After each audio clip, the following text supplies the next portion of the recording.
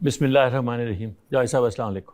یہ جو ہم سود کے مسئلے پر آپ سے کچھ نشستوں میں گفتگو کر رہے ہیں، اس میں ایک سوال آصف افتخار صاحب کا ادھورا رہ گیا تھا. میں ان سے درخواست کرتا ہوں ایک بار آپ کے سامنے پھر وہ سوال رکھ دیں. بہت شکریہ منی بھائی. وہ ظاہر ہے استاذ کا جو انڈرسٹینڈنگ ہے اس کا طریقہ ہم سمجھنے کی کوشش کر رہے ہیں. تو اس میں قرض کے بارے میں استاذ نے فرمایا تھا کہ اس میں تبرع جو ہے وہ اس کا ایک لازمی جزو ہوتا ہے، اس کو اسی مقصد کے لیے وہ کیا جاتا ہے، اور اس میں تمام ہمارے جو ٹریڈیشن ہے وہ اس پہ ایگری کرتی ہے. تو سوال اصل میں میرا اس پہلو سے ہے کہ کیا آپ تعریف کہہ لیجئے، اس کا ایک لازمی جز کہہ لیجئے، کیا یہ تعریف کا حصہ ہے کہ تبرع؟ میں اس کی اگر ایک ایگزامپل دے دوں تو اس سے میرا سوال میں شاید بہتر کمیونیکیٹ کر سکوں گا. کہ مثلا آپ کہتے ہیں نکاح، یہ مثال استاذ نے بھی دی تھی ایک اور حوالے سے، تو آپ کہتے ہیں کہ جی نکاح کو مس یوز کیا گیا ہے. تو نکاح تو الگ سے ڈیفائنڈ ہے نا، ایکس الگ سے ڈیفائنڈ ہوگا تو آپ کہیں گے اس کو مس یوز کیا گیا. اور مثال کے طور پر آپ کہہ سکتے ہیں کہ جی نکاح کے مقاصد میں بہت ساری فطری، معاشرتی، دینی ضروریات کو پورا کرنا اس میں لازمی شامل ہوتا ہے. اب اگر کوئی آدمی زہار کرتا ہے مثال کے طور پر تو نکاح اس سے ختم نہیں ہو جائے گا، لیکن اگر وہ بنیادی شرط ہی ختم کر دیتا ہے، معاہدہ ختم کر دیتا ہے، تو نکاح ختم ہو جائے گا، پھر وہ نکاح نہیں رہے گا. تو کیا استاذ کے نزدیک یہ اس قسم کی شرط ہے یا یہ اس کے مقاصد میں سے ایک مقصد ہے؟ یہ سادہ سا دونوں لفظ موضوع نہیں ہیں، وہ اس کی حقیقت ہے. یعنی میں جب بھی کسی کے ساتھ کوئی معاملہ کروں گا تو یا طرفین کا کوئی مفاد اس سے وابستہ ہوگا اور یا یک طرفہ ہوگا. تو جب میں کسی کو اعانت کے طور پر کچھ دیتا ہوں تو یہ طرفین کے مفاد سے متعلق نہیں ہے. اخروی مفاد تو ایک الگ چیز ہے، اللہ کے ہاں مل جائے، لیکن دنیا کے لحاظ سے میں نے 10 روپے، 20 روپے، لاکھ روپیہ کسی کو دے دیا، اس سے اب میرا کوئی مفاد وابستہ نہیں ہے، دوسرے کو فائدہ پہنچانا مقصود ہے. اس طرح کے ہر معاملے کو غیر کاروباری قرار دیا جائے، یعنی یہ کاروبار کی روح کے خلاف ہے. کاروبار تو اصل میں انترازم منکم، باہمی فائدہ اٹھانے کے لیے ہوتا ہے ہمیشہ. تو اس وجہ سے انفاق کے اندر یہ چیز شامل ہے کہ وہ نیکی ہے، وہ خیر ہے، وہ اس کی حقیقت ہے. آپ جب انفاق کریں تو ہمیشہ نیکی کے جذبے سے کریں، وہ کوئی کاروبار نہیں ہے. کوئی دوسرا آدمی اس کو کاروبار بنا لے تو وہ اصل میں اس کا غلط استعمال ہے. بناتے ہیں لوگ، بہت سے لوگ ہیں کہ جو ایک چھوٹی سی چیریٹی قائم کرتے ہیں، کوئی ادارہ قائم کرتے ہیں، ان کے پیش نظر یہ ہوتا ہے کہ اس سے وہ اپنے لیے کوئی نفع کمائیں. لیکن اصلاً کیا ہے، میں تو کسی شخص کے پاس انفاق کے لیے جب آؤں گا یا جو مجھ سے انفاق کا تقاضا کرے گا اسی اصول پر ہوگا کہ اس سے میرا کوئی فائدہ وابستہ نہیں ہے. یہی معاملہ قرض کا ہے. یعنی قرض کی آپ جو صورت بھی فرض کریں گے، الا یہ کہ پھر آپ آگے بڑھیں اور اس کے ساتھ کسی مفاد کو وابستہ کر دیں. ورنہ تو جو آدمی میرے پاس قرض مانگنے آیا ہے، سوال یہ ہے کہ میں نے پیسے کمائے ہیں، وہ میرے پاس پڑے ہوئے ہیں، میں کیوں دوں اس کو؟ اگر یہ کاروباری معاملہ ہے تو وہ کون سی چیز ہے جو مجھے مجبور کرتی ہے؟ صرف ہمدردی، صرف دوسرے کی مدد کا جذبہ، اسی کو تبرع کہتے ہیں. یعنی اور تبرع کوئی آسمانی مخلوق ہے؟ جس وقت کسی چیز کے ساتھ میرا مفاد وابستہ نہیں ہے اور میں اپنے کسی بھائی کو وہ چیز دے رہا ہوں، تو مال دے رہا ہوں، وقت دے رہا ہوں، جو چیز میں دوں گا اگر میرا اس سے کوئی مفاد یا معاوضہ وابستہ نہیں ہے تو اس کا مطلب ہے میں تبرع کر رہا ہوں. میرے خیال میں تو یہ بات پوچھنا ایسے ہی ہے کہ جیسے انسان کی حقیقت کے بارے میں گفتگو شروع کر دی جائے. جیسے ہی ہم دونوں کا مفاد وابستہ ہو جائے گا اس کے ساتھ، پھر وہ کاروبار ہے. یہ سادہ بات ہے. یعنی اس کا مطلب یہ ہوا کہ اگر تبرعاً نہیں کیا گیا، مفاد کے لیے کیا گیا تو پھر وہ قرض نہیں رہے گا. جیسے ہی آپ مفاد کے لیے کرتے ہیں تو اسلام آ جاتا ہے. وہ یہ کہتے ہیں یہ کیا کر رہے ہو بھائی، یہ تم اس کے اوپر پیسے لے رہے ہو، منفعت لے رہے ہو، اسی لیے تو اس کو ممنوع قرار دے رہا ہے. لیکن جو کام آپ کو کسی منفعت کے بغیر کرنا تھا اس پر آپ نے منفعت کا مطالبہ کر دیا.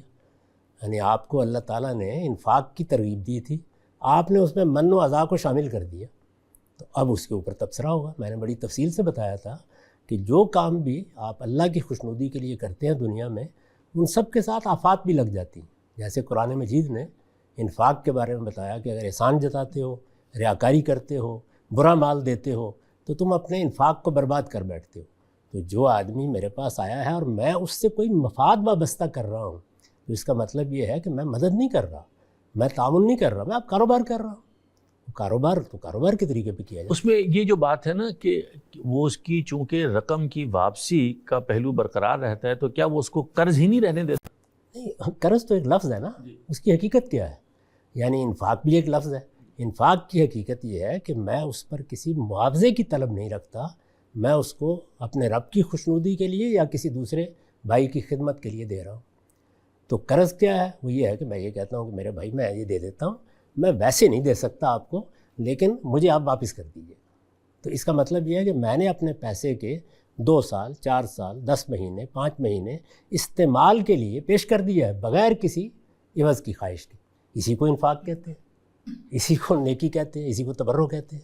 تبرع کا مطلب کیا ہے؟ جب کوئی فائدہ وابستہ ہے تو کاروبار ہے, اگر فائدہ وابستہ نہیں تو تبرع ہے. یعنی من و اذا جو ہے, من و اذا وہ اس کی اسپرٹ کے خلاف ہے, انفاق کی. اگر وہ ہوگی لیٹ سے من و اذا ہے تو دنیا تو اس کو پھر بھی انفاق ہی دیکھ رہی ہوگی, اس کو انفاق ہی کہے گی. اس سے انفاق میرے خیال ہے نہیں, لیکن اس سے کلیئرٹی دیکھیں کیا اس سے بات واضح ہوتی ہے. کسی سے مطالبہ یعنی کیا ہے, قرض ایک ہے جو دنیا دیکھ رہی ہے, وہاں پہ اصل میں اسپرٹ مراد ہے. نہیں لیکن کسی کو رقم دی ہے کسی منفعت کے ساتھ, تو اب یہ تو ہم کہیں گے کہ اس میں دین کی جو روح ہے اس کے برخلاف یہ عمل کیا. اب یہ کاروبار ہو گیا, لیکن سادی بات ہے, کاروبار کرنے کا طریقہ آپ نے اختیار کر لیا, لیکن وہ جو چیز کی گئی ہے وہ ہے تو قرض ہی, روح کے برخلاف ہوا ہے کام. نہیں, میرے لیے تو وہ قرض ہوا ہی نہیں ہے. اصل میں آپ نے ایک نیکی کے کام کو کاروبار بنا لیا ہے. آپ اس کو قرض مانیں گے ہی نہیں وہ جو کیا ہے. کس کو؟ مطلب کسی کو رقم دے کے مطالبہ. بڑی اچھی بات کہی ہے بھائی, میں تو انفاق کرنے آیا ہوں, تو انفاق ہی رہے گا. آپ نے اس میں من و اذا کو شامل کر کے اپنے اعمال اکارت کر لی, اس کی روح ختم کر دی, لہٰذا وہ قرض بھی نہیں رہا. دیکھیے بات یہ ہے, چیز کیا ہے, یعنی کیا چیز کی گئی ہے. اگر میں نے اس پر کسی منفعت کا مطالبہ نہیں کیا تو اس کا مطلب یہ ہے کہ وہ اپنی حقیقت پر قائم ہے, خواہ میں نے کتنی بری نیت سے دی ہے, حقیقت پر قائم ہے نا. لیکن جیسے ہی میں اس کے ساتھ مطالبہ کرتا ہوں منفعت کا, تو منفعت کا مطالبہ کرتے ہی اب وہ کاروباری عمل ہو گیا ہے. یعنی میں اصل میں یہ کہہ رہا ہوں کہ دیکھیے میں اپنا روپیہ آپ کو دے رہا ہوں, اس روپے پر مجھے آپ سے کمانا ہے. کمائی شروع ہو گئی, جہاں کمائی آ گئی وہاں اصل میں وہ اب قرض رہا ہی نہیں ہے, نہیں تو کاروبار ہو گیا ہے. موئی صاحب کی بات سے یہ فرق نہیں ہو جاتی بات آپ کی جی, کہ وہ تو کہہ رہے ہیں کہ وہ اس کو کہا تو یعنی میں چونکہ قرض کا لفظ استعمال کر رہا ہوں تو لفظ تو وہی رہے گا, لیکن اس کی حقیقت ختم ہو گئی. میں اب کاروبار کر رہا ہوں, بس سادہ بات ہے. قرض کو میں نے کاروبار بنا لیا. یعنی وہ میرے پاس آیا تھا قرض لینے کے لیے, میں نے اس سے نفع کا مطالبہ کر کے قرض کو کاروبار بنا لیا. میں نے یہ عرض کیا تھا کہ سورہ روم میں یہی چیز زیر بحث ہے. یعنی وہ ظالم قرض کو کاروبار بنا لیتے تھے, یہی کام یہود نے کیا, یہی پرانی تاریخ میں ہوا. اسی سے ساہوکاروں نے بینک کے ادارے کی بنیاد رکھی, قرض کو انہوں نے کاروبار بنا لیا. میں نے اس کی مثال دی تھی کہ انہوں نے دیکھا کہ بھئی لوگوں کو قرض کی ضرورت پڑتی ہے, وہ ان کے پاس گئے, میرے پاس آ گئے, کبھی مل جاتا ہے کبھی نہیں ملتا. ایسا تو نہیں ہوتا نا کہ جو قرض لینے نیکی کرنے کے لیے تو آپ کو ترغیب دینی پڑتی ہے. تو انہوں نے یہ سوچا کہ ہمارے پاس پیسہ موجود ہے, ہم اس سے کاروبار کیوں نہ کریں. یہی چیز ہے جو اصل میں پہلے دن سے قابل مذمت ہو گئی. یعنی یہ ایسا نہیں ہے کہ کوئی محمد الرسول اللہ صلی اللہ علیہ وسلم نے آ کے یہ کیا ہے, پہلے دن سے ہی قابل مذمت ہو گئی. بالکل ایسے جیسے انفاق جب بھی کیا جائے گا اور اس سے مادی مفادات وابستہ ہوں گے تو وہ پہلے دن سے قابل مذمت ہے. تو وہ کون سا دن تاریخ میں آیا ہے, وہ کون سا دن تاریخ میں آیا ہے جس میں قرض پر منفعت کو بری چیز نہیں سمجھا گیا. کیوں سمجھا گیا ہے؟ بھئی کاروبار کرنا کو بری چیز ہے, اسی لیے سمجھا گیا ہے کہ اس کی روح کے خلاف ہے. لیکن صاحب یہ دوسرا جملہ کیسے بول سکتے ہیں ہم کہ جی قرض کو منفعت پر نہیں دینا چاہیے؟ دوسرا جملہ اس لیے بول رہے ہیں کچھ لوگوں نے وہ کام کر ڈالا ہے. یعنی ایسے نہیں ہوگا, یعنی یہ ایسے ہی بول رہا ہوں میں, جیسے میں کہتا ہوں کہ بھئی چیریٹی کو آپ کو کاروبار نہیں بنانا چاہیے. جی تو سر وہ چیریٹی پہلے سے ہوگی نا, کوئی چیز جس کو قرض بھی پہلے سے ہے. قرض کا مطلب ہے کسی نے مجھ سے مدد مانگی ہے, میں نے اس کو پیسے دے دیے. میں اگر یہ کہوں کہ نکاح کو کعبہ گری کے لیے استعمال کرنا چاہیے تو نکاح تو الگ سے پہلے موجود ہے, ایسے ہی قرض بھی الگ سے پہلے سے موجود ہے. تو اس میں پھر یہ نیسیسری پارٹ تو نہیں ہو سکتا. یہ اس کی حقیقت ہے. نیسیسری پارٹ تو ہوتے ہیں شرائط و حدود, یہ اس کی حقیقت ہے. جیسے بیع و شراء کی حقیقت کیا ہے؟ منفعت کا حصول, جلب منفعت ہے اس کی. کوسچن لیگل سینس میں نہیں پوچھ رہا تھا جی, میں لنگوسٹکلی پوچھ رہا تھا کہ جب میں کہتا ہوں کہ جی ایکس کو غلط استعمال نہیں کرنا چاہیے تو ایکس الگ موجود ہے نا. جی ہاں بالکل, تو قرض بھی الگ موجود ہے. غلط استعمال کرنا تو مذہب کہہ رہا ہے, اخلاقیات کہہ رہی ہیں, وہی ہم کر رہے ہیں. یعنی قرض کسی موقع کے اوپر بھی اللہ الاطلاق منفعت کمانے کی مشین کے طور پر نہیں رہا دنیا میں. جب بھی اس کو استعمال کیا گیا ہے ہمیشہ مذمت میں آ گیا. جیسے ہی آپ قرض پر منفعت کرتے ہیں تو مذمت شروع ہو جاتی ہے اور عذر پیش کرنے شروع کر دیے جاتے ہیں. کوئی کہتا ہے جی مجبوری ہے, کوئی کہتا ہے یہ مسئلہ ہے. لیکن یہ کہ یہ ایک ناجائز کام آپ نے کیا, غلط کام کیا آپ نے چیریٹی کو غلط مقصد کے لیے استعمال کیا. انفاق, قرض یہ اصلاً تبرع کے عمل ہے. قرض لینے میرے پاس کوئی آدمی اس سے مختلف جگہ سے آ ہی نہیں سکتا. یعنی معز آئیں گے مجھ سے اگر کہیں گے کہ جی میں ایک کاروبار کر رہا ہوں, اس کاروبار میں کچھ پیسے میں کمی آ گئی ہے, تو کیا آپ مجھے 2 لاکھ روپے دے سکتے ہیں؟ اس سے مختلف گفتگو قرض مانگتے وقت نہیں ہو سکتی. جیسے ہی کاروباری گفتگو ہوگی تو میرے پاس آئیں گے, یہ کہیں گے میں کاروبار کرتا ہوں, الحمدللہ بڑا اچھا کاروبار چل گیا ہے, لیکن اس میں مجھے پیسہ لگانے کی ضرورت پڑتی ہے, آپ میرے ساتھ شریک ہو جائیں. یہ دونوں گفتگویں کبھی مختلف طریقے سے نہیں ہو سکتی, ہو ہی نہیں سکتی. آپ کر کے دکھائیں مجھے. یہی عرف عام ہوتا ہے. بھئی میں جب قرض لینے کے لیے آؤں گا تو ضرورت مند ہو کے آؤں گا, اور یہ جب مجھے قرض دیں گے تو احسان اور تبرع کے زاویے سے دیں گے. اس کے علاوہ کوئی دوسری صورت فرض کی نہیں جا سکتی. یعنی صرف قابل واپسی ہونا اس کا اور مجرد ہونا اس کا تبرع کے جذبے سے کوئی چیز نہیں فرما رہے. قابل واپسی تو میں نے ایک پیسے دیے ہیں, میرے پاس 2 امکانات تھے, یا میں کہتا کہ بھائی میں نے دے دیے, یا میں کہتا ہوں واپس دے دینا. اب یہ جو واپس دے دینے کا عرصہ ہے متعین ہوگا نا, 2 سال بعد, 4 سال بعد. یہ اس کا جو استعمال ہے یہ تبرع ہے. یعنی میں نے اپنے پیسے کو آپ کو 2 سال کے لیے استعمال کرنے کی اجازت دی ہے تبرعاً, اس پر میں کوئی نفع نہیں لے رہا, اور آپ سے یہ کہہ رہا ہوں کہ 2 سال بعد میں واپس. اس پہ ایک سوال, اسی کو قرض کہتے ہیں. جی جاوید صاحب, یہ جو آج کی دنیا ہے یہ پرنسپل سیکیور کو صرف قرض کہہ دیتی ہے. تو یہ آج کی دنیا کا, تو یہ آج کی گفتگو کروں گا تیسرے حصے میں, تیسرے حصے میں گفتگو کروں گا اس پر.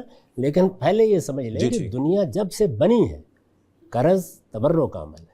اس کا وہ کہہ رہے ہیں نا مذہب سے بھی کوئی تعلق نہیں, مذہب سے کوئی اسلام سے بھی کوئی تعلق جو آج کا عرف جس میں یہ استعمال ہو رہا ہے, یعنی اس کو پہلے دن سے قابل مذمت سمجھا گیا ہے. دنیا کی ہر تہذیب میں قابل مذمت سمجھا گیا ہے کہ آپ قرض پر منفعت کا مطالبہ کریں. یہ تو اپنی حقیقت میں تبرع ہے. اصل میں صرف یہ سمجھنے کے لیے اس لینگویج کا جو اسلوب ہے اس کو سمجھنے کے لیے سوال کر رہا ہوں. اس کا کوئی تعلق اطلاقات سے نہیں ہے. یعنی میں منیر بھائی کے پاس جاتا ہوں اور کہتا ہوں کہ میری کوئی ضرورت ہے, لفظ بولتے ہی آپ نے بتا دیا کہ آپ کس مقصد کے لیے. نہیں سر, میں سوال ذرا مختلف ہے. جی ارشاد. میں ان سے کہتا ہوں کہ جی مجھے کچھ ضرورت ہے, قرض کا لفظ نہیں بولتا, مجھے آپ 10,000 روپے 1 سال کے لیے دے سکتے ہیں. تو اب یہ جب میں جیسے یہ جملہ بولتا ہوں کہ 10,000 روپے مجھے 1 سال کے لیے بول سکتے ہیں, تو لے تو میں تبرع نہیں رہا ہوں, مدد بھی مانگ رہا ہوں. لیکن یہ 10,000 روپے کی جو اپنی ڈیفینیشن ہے یا اپنی تعریف ہے, اس کے اندر تبرع کیسے شامل ہو جائے گا؟ اس کی قرض ہے.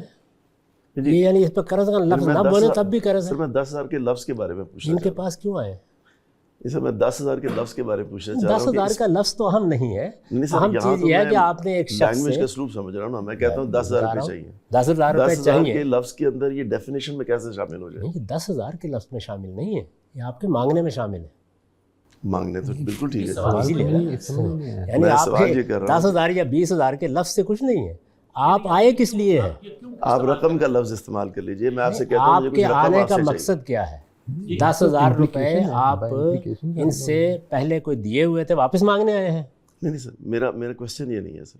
کویسچن یہ ہے کہ میں آپ سے کہتا ہوں مجھے 1 سال کے لیے کچھ رقم آپ سے چاہیے, 1 سال کی کچھ رقم چاہیے, میری کوئی ضرورت ہے. رقم کا جو لفظ ہے اس میں یہ ضرورت کا پہلو ڈیفینیشن میں کیسے شامل ہو جائے گا؟ کون کہہ رہا ہے کہ شامل ہو جائے گا؟ نہیں, بائی امپلیکیشن قرض ہی سمجھا جائے گا. کیوں مطلب یہ ہے کہ وہ اصل میں ان کے آ کر یہ کہنے سے شامل ہوا ہے.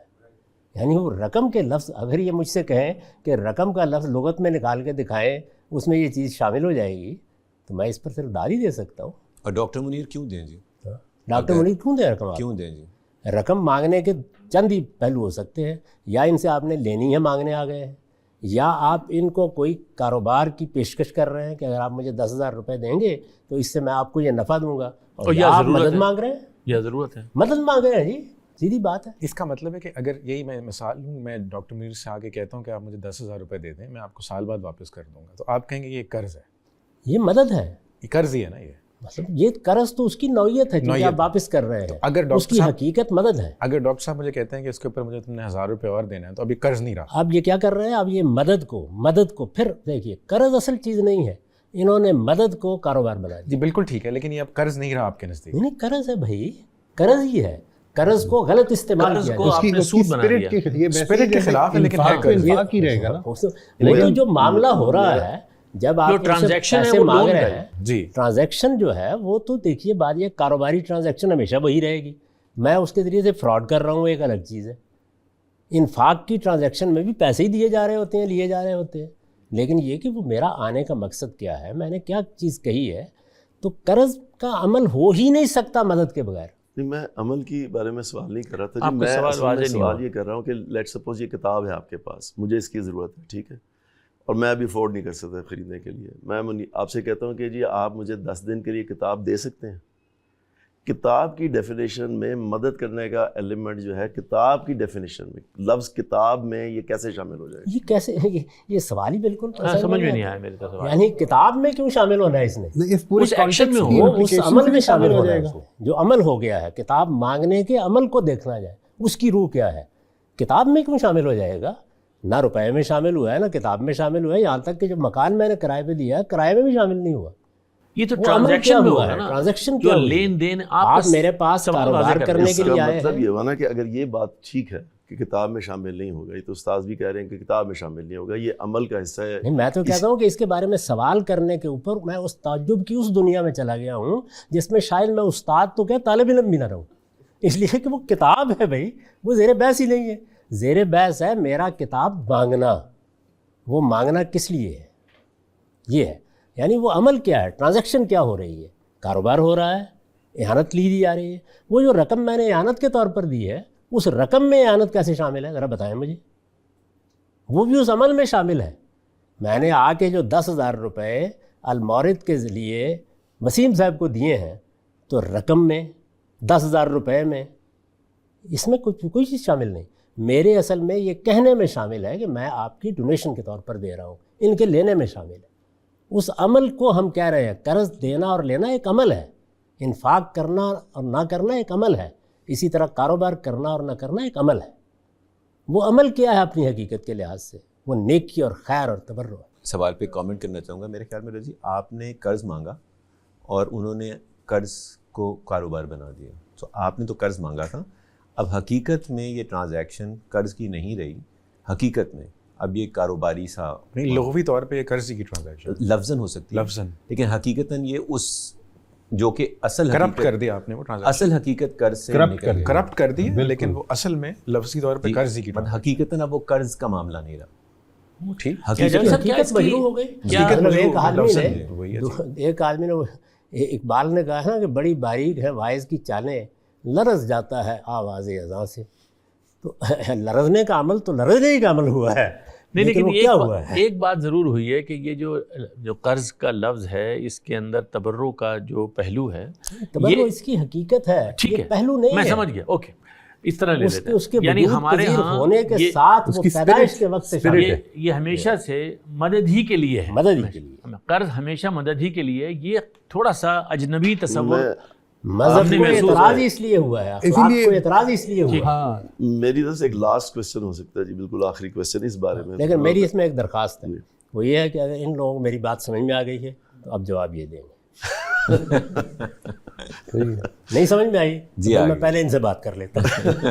وہ جواب سے اندازہ. چلے میں موئی صاحب سے سوال کر لیتا ہوں کہ میرا سوال اصل میں یہ ہے کہ نکاح کا جو لفظ ہے, جس طرح ہم اس کو سمجھتے ہیں, اس میں معاہدے کا ہونا, لفظ کا میں اس کی حقیقت کی بات نہیں کر رہا, لفظ میں شامل ہے. ہم نکاح اسی کو کہتے ہیں جب معاہدہ ہوتا ہے دو لوگوں کے بارے میں. سوشل, اس پہ یہ بحثیں سوشل ہے, ریلیجس ہے, یہ نہیں, معاہدہ ہے.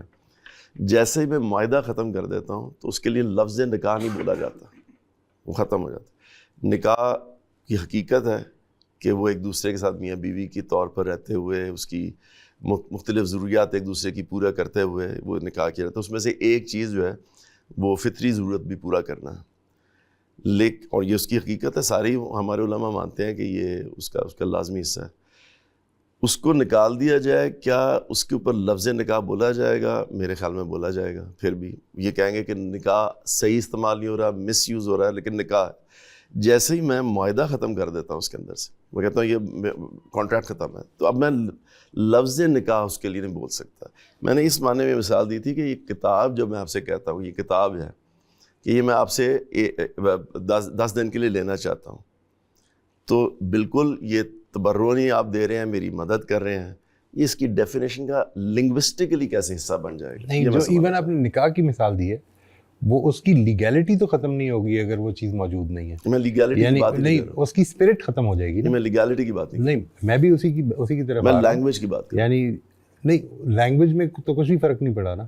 یعنی when we say کیا آپ معاہدہ ختم کریں گے، کہیں گے یہ میرا کانٹریکٹ نہیں ہے. نہیں، وہ تو نکاح ختم کرنے کی بات ہے نا. آپ نے جو پہلی بات کی ہے، کہ اگر اس کے اندر یہ چیز شامل نہیں ہے کہ جو فطری تقاضے ہیں وہ پورے ہوں، تو اس سے لیگیلٹی پہ بھی نہیں فرق پڑے گا، نکاح کی ریکگنیشن پہ بھی نہیں فرق پڑے گا.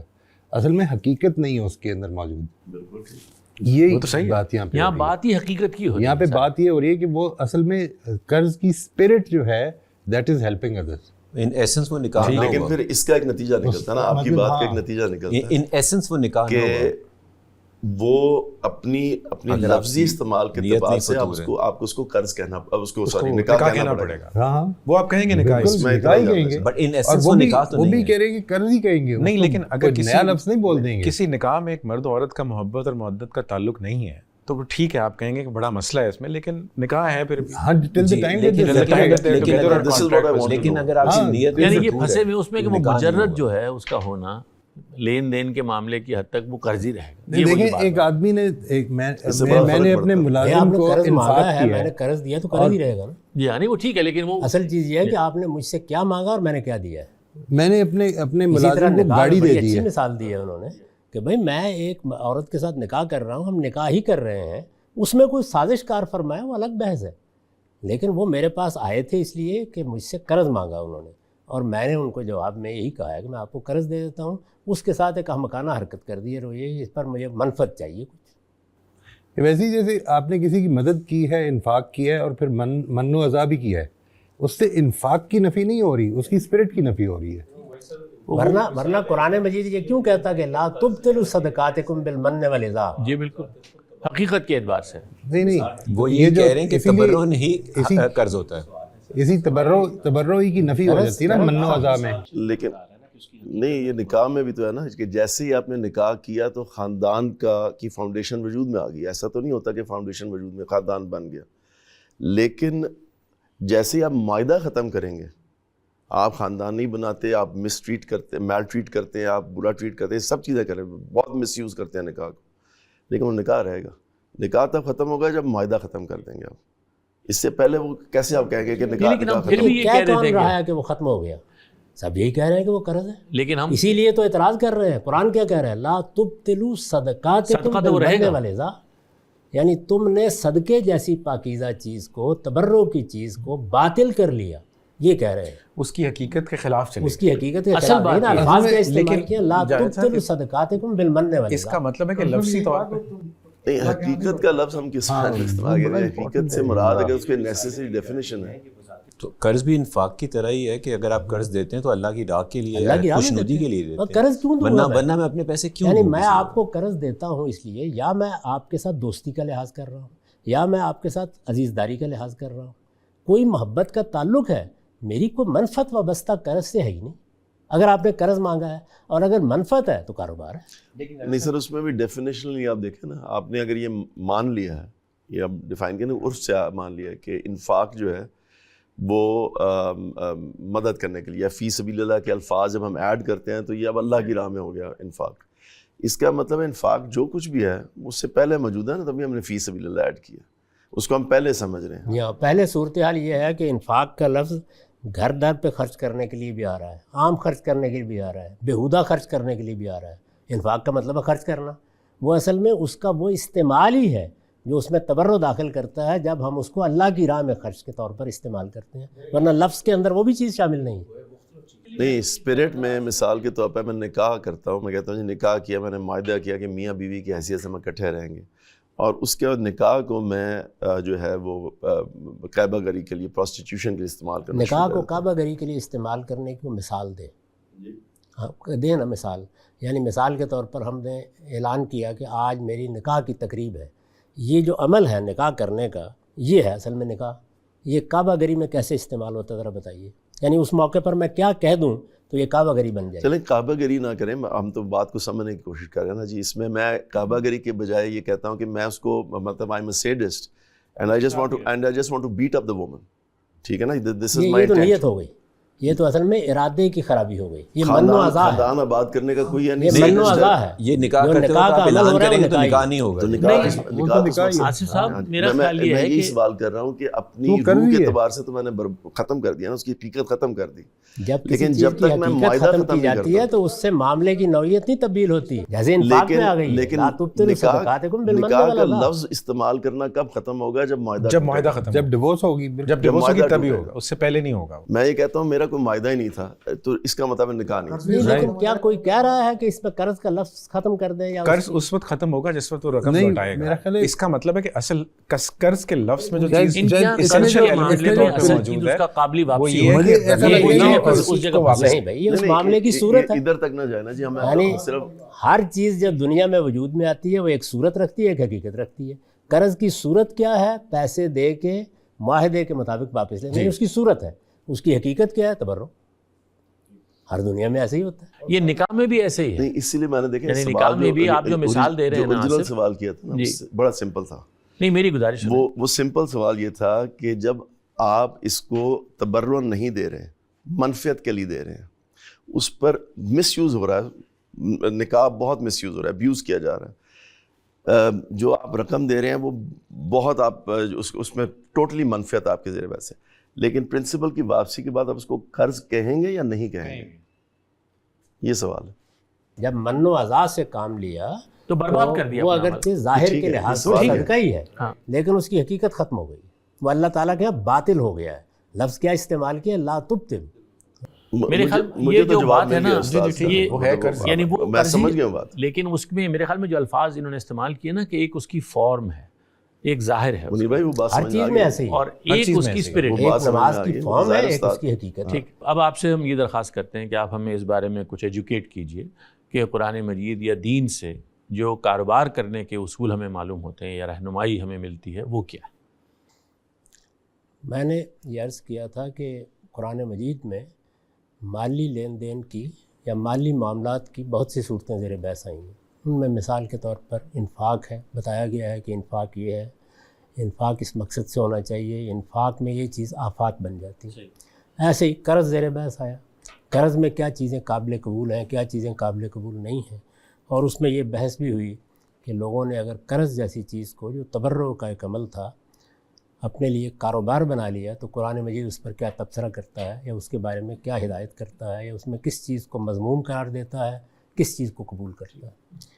کاروبار کے بارے میں جب آپ قرآن مجید کا مطالعہ کرتے ہیں تو یہ صاف معلوم ہوتا ہے کہ اس نے علی الاطلاق اس کو ایک جائز عمل قرار دیا ہے. دونوں جگہ جہاں زیر بحث آیا ہے، سود کی آیات میں زیر بحث آیا تو وہاں فرمایا کہ احل اللہ البیع، یعنی اگر وہ دوسروں کا قول بھی ہے تو نقل کرتے وقت تصویب ہو گئی. اور دوسری جگہ بھی کہا ہے یعنی بیع و شراء حلال ہے. بیع و شراء حلال ہے. خرید و فروخت کاروبار کی حقیقت بیع و شراء ہی ہے. یعنی اس میں آپ چیزیں خریدتے ہیں، چیزیں بیچتے ہیں. اسی کے لیے دوسرا لفظ تجارت ہے.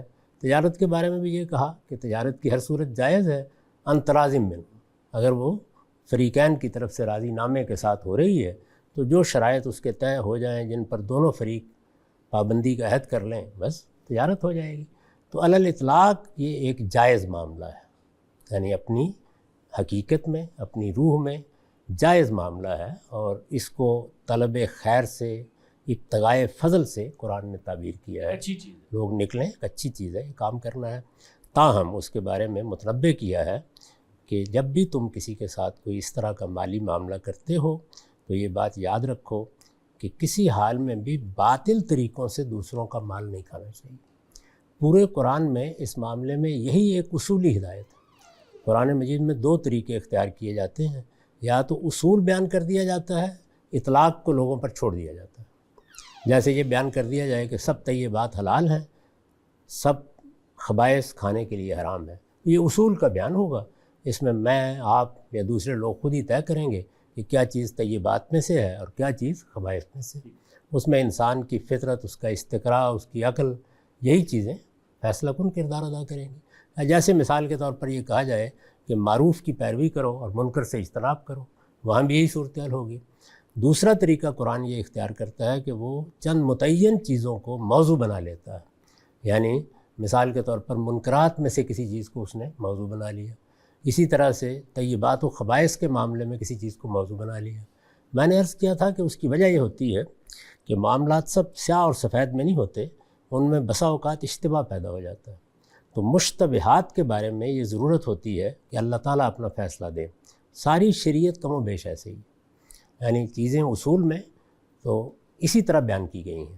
میں نے اس کو بیان بھی کیا بہت سی جگہوں پر کہ اللہ تعالیٰ نے در حقیقت 3 ہی زاویوں سے گفتگو کی ہے سارے دین میں، یہ کہ تطہیر بدن ہونی چاہیے، تطہیر خور و نوش ہونی چاہیے اور تطہیر اخلاق ہونی چاہیے۔ اصول یہی ہے۔ اس میں امر بالمعروف اور نہی عن المنکر کا طریقہ اختیار کیا، اس میں طیبات حلال ہیں اور خبائث ممنوع ہے اس کا طریقہ اختیار کیا، اور بدن کی طہارت کے لیے علی اطلاق تطہیر کا، طہارت کا لفظ استعمال کر دیا اور جگہ جگہ اس کی تلقین کر دی ہے۔ اس میں طہارت کیسے حاصل کرنی ہے، اس میں طیبات کا انتخاب کیسے کرنا ہے، تو اگر ہم پر چھوڑ دیا جاتا تو ہم عقل عام سے اطلاق کرتے اور اس کے مطابق ہو سکتا ہے کسی جگہ اختلاف بھی ہوتا، لیکن ایسے ہی فیصلہ کرتے۔ تاہم وہ چیزیں جن میں کوئی بڑی نزاعی بات ہو سکتی تھی، اللہ تعالیٰ نے اپنا فیصلہ سنا دیا بہت سی چیزوں کے بارے میں، جیسے کہ طیبات و خبائث کے باب میں سورہ انعام میں آپ دیکھ لیں اور بعض جگہوں پر دیکھ لیں، یہ بتایا ہے۔ میں نے بہت وضاحت کے ساتھ اس پہ لکھا بھی ہے اور بار بار توجہ بھی دلائی ہے کہ یہ 4 چیزیں جن کا ذکر آیا ہے، یا سورہ مائدہ میں اس کی مزید تفصیل آئی ہے، یہ اصل میں یوں نہیں ہے کہ یہ 4 چیزیں اللہ نے حرام قرار دی ہیں، نہیں، اللہ نے سارے خبائث حرام قرار دیے ہیں۔ ان میں ان 4 چیزوں کے بارے میں اشتباہ تھا، اس اشتباہ کو اللہ تعالیٰ نے دور فرما دیا ہے۔ ایسی بہت سی مثالیں باقی معاملات میں دی جا سکتی ہیں۔ میرے نزدیک کنواروں کی بدکاری کا معاملہ بھی ایسا ہی ہے، اس میں اللہ تعالیٰ کی طرف سے ایک فیصلہ آ گیا ہے جس کی وجہ سے ہمارے ہاں وہ جرم قرار پا گیا ہے، ورنہ اگر آپ ویسے عقلی اعتبار سے استدلال کریں تو اس کی نوعیت گناہ کی بن جائے گی، لیکن اس کو جرم قرار دینا شاید آسان نہ ہو۔ یہاں پر بھی یہی معاملہ ہے کہ اللہ تعالیٰ نے بعض چیزوں کے بارے میں یہ بتا دیا۔ مثال کے طور پر ایک معاملہ ایسا ہوتا ہے جس پہ اللہ تعالیٰ کہتے ہیں یہ سود ہے، اس کے قریب نہ جاؤ۔ اسی طرح کچھ معاملات کے بارے میں کہا یہ میسر اور جوا ہے، تو یہ گویا کیا ہے، یہ باطل طریقے سے مال کھانے کی چند صورتوں کا ذکر کر دیا۔ اسی طرح یتیموں کا مال کھانے کے بارے میں، ان کے معاملات کے بارے میں ذرا تفصیلی ہدایات دے دی ہیں۔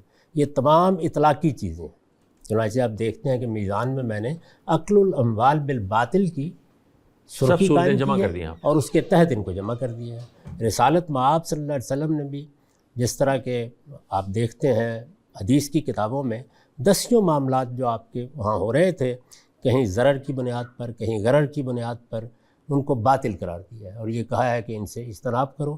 بنیادی بات وہی ہے، یعنی اصول بتایا گیا ہے اور ہم پر چھوڑ دیا گیا ہے کہ ہم اس کا اطلاق کریں۔ تو اپنے حالات کے لحاظ سے پیغمبر نے بھی اطلاق کیا ہے، میں نے وہ صورتیں جمع بھی کر دی ہیں، کم و بیش 19-20 کے قریب بنتی ہیں، جن میں رسول اللہ نے یہ فرمایا ہے کہ یہاں ضرر ہے، یہاں غرر ہے، یہ معاملہ ٹھیک نہیں ہے، اس طرح نہیں کرنا چاہیے۔ اس کے بارے میں بہت سی ہدایات، وہ اطلاقات ہیں، وہ اطلاقات ہیں جتنے کی۔ اس سے یہ حقیقت بالکل واضح ہو جاتی ہے کہ کاروبار کرنا، بیع و شراء کرنا اصلاً ایک بالکل جائز معاملہ ہے۔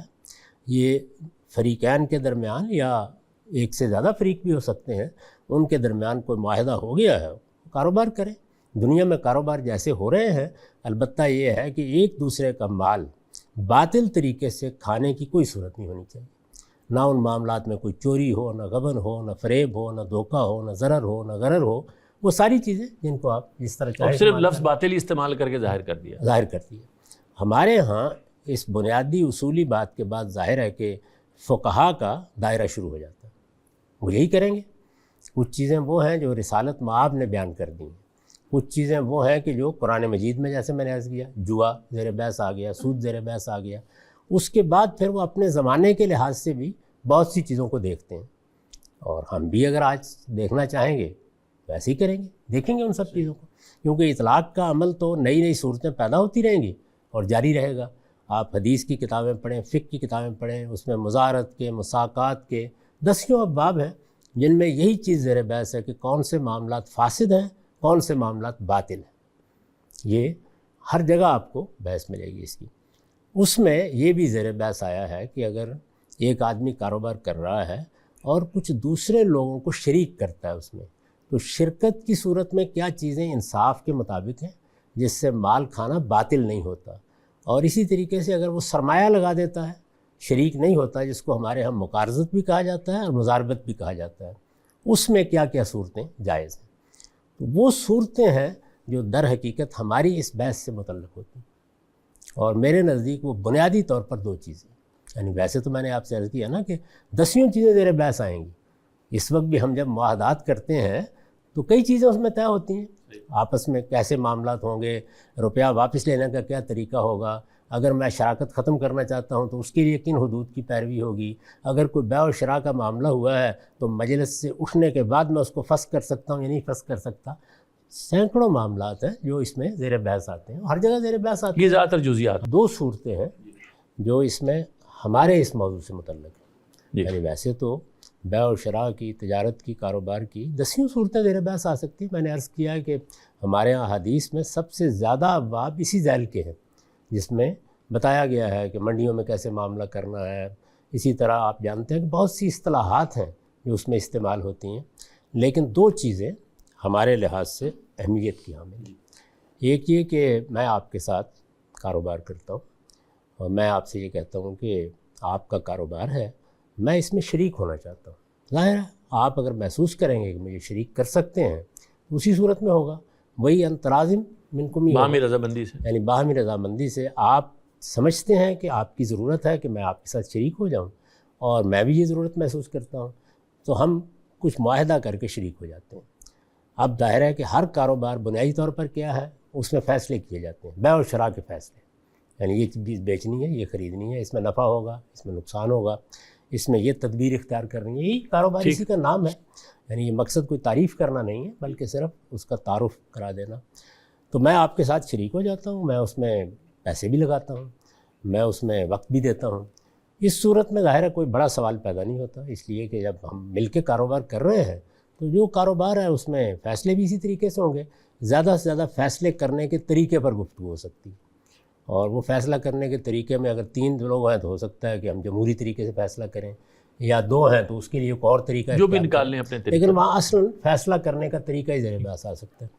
اسی میں ایک صورت یہ پیدا ہو جاتی ہے کہ میں یہ کہتا ہوں کہ میں آپ کو پیسے دے دیتا ہوں، سرمایہ لگا سکتا ہوں میں، لیکن میں شریک اس طرح نہیں ہو سکتا کہ میں کاروبار میں وقت دوں، میں آپ کے ساتھ بیٹھوں، میں آپ کے ساتھ فیصلے کروں۔ اس میں یہ سوال پیدا ہوتا ہے کہ پھر کیا میں نفع نقصان میں شریک ہوں گا، کیونکہ شراکت کے عمومی معاملات میں یہی ہوتا ہے، بھائی نفع ہوا تو بھی نفع ہوگا، میں شریک ہو نقصان جائیں گے، نقصان ہوا تو نقصان میں۔